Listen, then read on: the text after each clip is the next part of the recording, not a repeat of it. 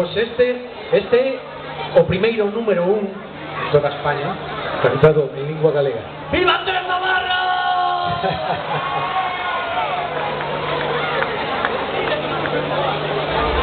Vamos a ver.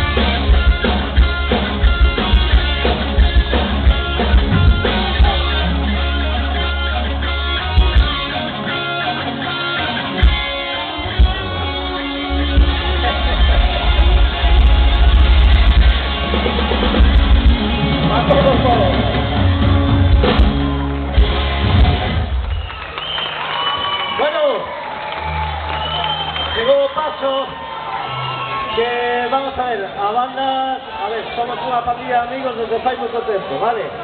E hoxe temos unha colaboración especial, Juan, unha colabora. Pois temos aquí a Jorge Gandón. A Jorge Gandón, un amigo que leva con nos moitas batallas xa. apoio artístico dese sétimo pecado, vale? Mirade, vamos a poner serios, ¿vale? Pero sí vamos a contaros una historia. Una historia que seguro que tedes metida todos vos nos vosos corazones, ¿vale? Porque é daqui, desta terra, ¿vale? É a muller máis famosa da historia galega, ¿vale? A bruxa máis famosa de toda esta historia, é María Santos.